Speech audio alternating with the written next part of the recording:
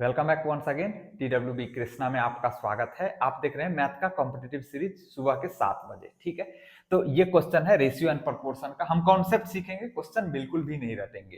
Question आइए देखते हैं। क्या है, हलवा टाइप क्वेश्चन है, लेकिन हमें ध्यान से देखना है कि हलवा ही क्यों न रहे। धीरे धीरे हम लेवल बढ़ाते हैं, ऐसा ना हो कि इसे हम नहीं समझे और जब हम अच्छे लेवल का क्वेश्चन करने लगे ये कॉन्सेप्ट यूज हो तो वहां कमजोड़ा कुकुर जैसे दांत छिहाड़ दे। ऐसा नहीं करना है, ध्यान से देखना है हलवा क्वेश्चन को भी और जो नीम के पत्ते जैसा कड़वा क्वेश्चन हो उसे भी। आइए देख रहे हैं क्या कह रहा है क्वेश्चन में। A is inversely proportional to the cube of B. कह रहा है ए इनवर्सली प्रोपोर्शनल है किसके, क्यूब ऑफ बी के। If A is equal to 3, जब ए का वैल्यू 3 होता है, then B is equal to 2, तो बी का वैल्यू 2 है। But if A is equal to 8/9 then B is equal to what. अगर ए का वैल्यू 8/9 होगा तो बी का वैल्यू क्या होगा।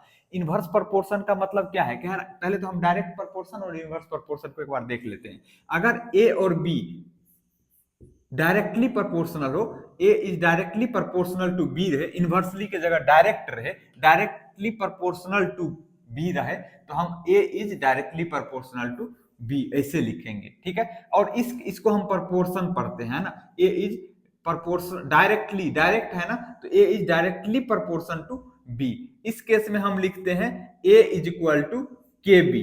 के बी मतलब एक प्रोपोर्शनलिटी कांस्टेंट के मान लेते हैं और हम कहते हैं A is equal to K B. इस केस में अगर डायरेक्ट प्रोपोर्शन का केस हो तो A by B is equal to constant होता है।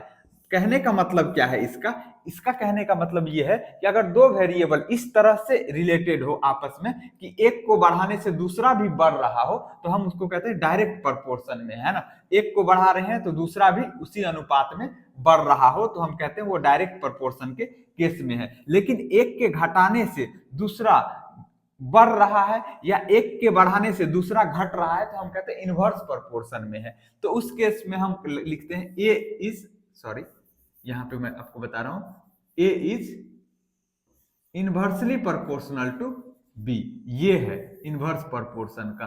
तो इस केस में ए बराबर जो होता है के बी लिखते हैं, प्रोपोर्शनलिटी कांस्टेंट एक के मान लेते हैं और उसको इक्वलिटी में कन्वर्ट कर देते हैं, A is equal to K B. इस केस में क्या होता है कि इस दोनों का, अब इधर बी नीचे है इधर आएगा तो मल्टीप्लाई हो जाएगा इसके साथ, तो हम कहते हैं ए गुना बी इज इक्वल टू के होता है। अगर इनवर्स प्रोपोर्शन का रिलेशन हो तो दोनों जो वेरिएबल होगा उसका प्रोडक्ट जो होगा वो कांस्टेंट के बराबर होगा, इनवर्स प्रोपोर्शन का जो कांस्टेंट होगा उसके बराबर। अगर डायरेक्ट प्रोपोर्शन का केस है तो रेशियो जो होगा दोनों वेरिएबल का वो इनवर्स प्रोपोर्शन के कांस्टेंट के इक्वल होगा। ठीक है, अब आइए इस क्वेश्चन को देखते हैं। कह रहा A is inversely proportional to cube of B, मतलब ए इज इनवर्सली प्रोपोर्शनल मतलब 1/b का क्यूब होगा। इनवर्स प्रोपोर्शन है लेकिन किसके, बी के क्यूब के, तो ए इज इक्वल टू क्या हो जाएगा, प्रोपोर्शनलिटी कांस्टेंट के मान लेंगे तो के अपॉन बी क्यूब हो जाएगा।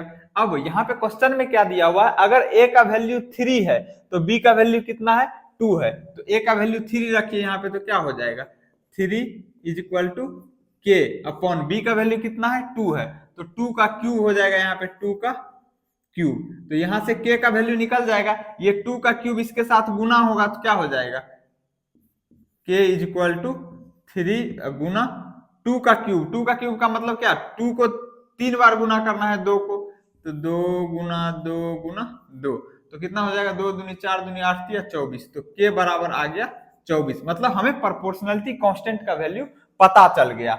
अब क्या कह रहा है, अगर ए का वैल्यू 8/9 हो तो बी का वैल्यू क्या होगा।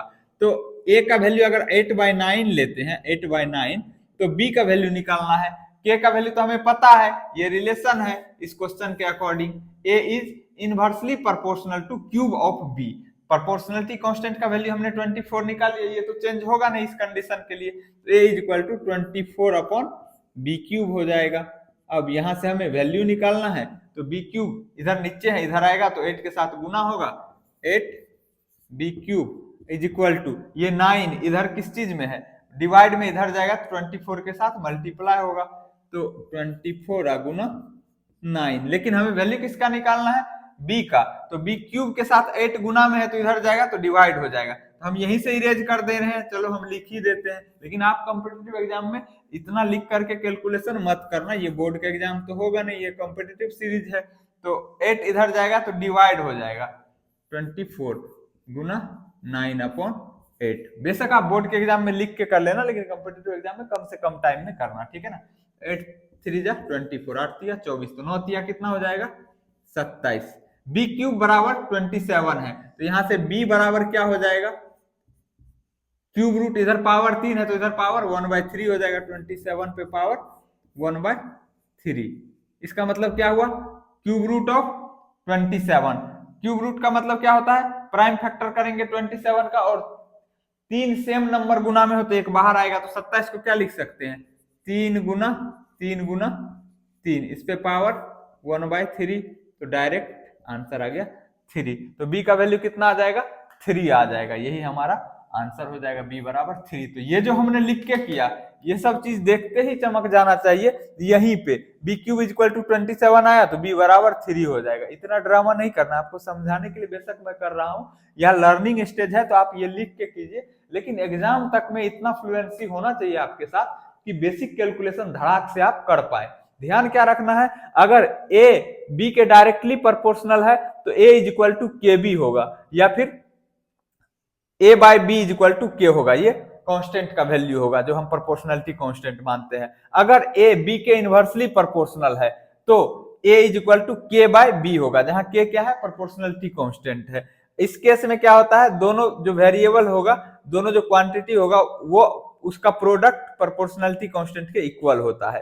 तो यहाँ पे कह रहा था कि इनवर्सली प्रोपोर्शनल है, लेकिन किसके, क्यूब ऑफ बी के, तो A is inversely proportional to cube of B, मतलब 1/b क्यूब। अब वहां से हमने प्रोपोर्शनलिटी कांस्टेंट के मान के इसको सिंप्लीफाई किया, के का वैल्यू निकाला, फिर रमपम फटाफट इसको सॉल्व कर दिया। उम्मीद करता हूं आपको ये समझ में आया होगा। किसी भी क्वेश्चन को हलवा या किसी भी क्वेश्चन को कड़वा नहीं समझना है, ठीक है ना, तो कोई हलवा है ना ही कोई कड़वा है। अगर आप एक तरफ से देखेंगे ना, बेसिक कॉन्सेप्ट को भी सीखते चलेंगे ना, तो मुश्किल क्वेश्चन भी हलवा ही लगेगा। उम्मीद करता हूं आपको आज का क्लास पसंद आया होगा। हम फिर मिलेंगे अगले क्लास में सुबह के 7 बजे। अगर कोई डाउट हो या कोई ओपिनियन हो तो आप कमेंट सेक्शन में जरूर भेजिए, हम उसमें अगर कोई ओपिनियन होगा तो उसमें इंप्रूव करने का कोशिश करेंगे, या कोई डाउट होगा तो उसको क्लियर करेंगे। Okay friends, we will meet again in the next class. Until then take care, see you, bye bye.